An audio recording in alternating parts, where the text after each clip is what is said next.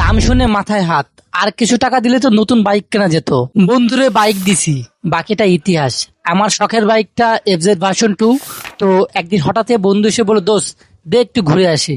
বন্ধু তো নাও বলতে পারলাম না, না না বলাতেই আজকে এই পরিণতি। কিছুক্ষণ পর ফোন এসে শুনলাম বন্ধু অ্যাক্সিডেন্ট করছি।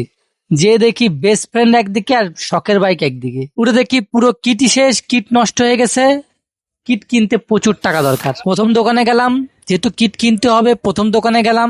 দাম শুনলে অবাক হয়ে গেলাম। ভাবলাম যে অন্য দোকানে গেলে হয়তো বা একটু কম পাবো। এরকম 2-3টে দোকান দেখার পরে কিট কিনা আশায় প্রায় ছেড়ে দিয়েছিলাম।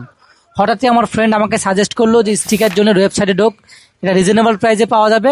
আমি দেখলাম, ভালো লাগলো।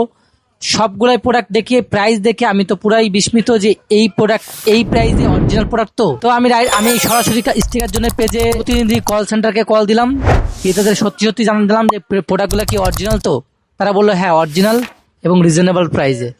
সবগুলো দেখলাম, দেখে আমি সবগুলাই ক্যাশ অন ডেলিভারিতে অর্ডার করে ফেললাম। তো প্রোডাক্টগুলো পেয়ে আমি খুব হ্যাপি।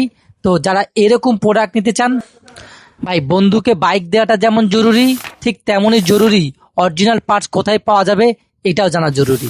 তো অরিজিনাল পার্টস রিজনেবল প্রাইসে পেতে অবশ্যই ভিজিট করুন স্টিকার জন্য ওয়েবসাইটে, অথবা তাদের হোয়াটসঅ্যাপ নাম্বারে কল করতে পারেন, মেসেজ করতে পারেন আপনার বেস্ট প্রাইসটি জানার জন্য।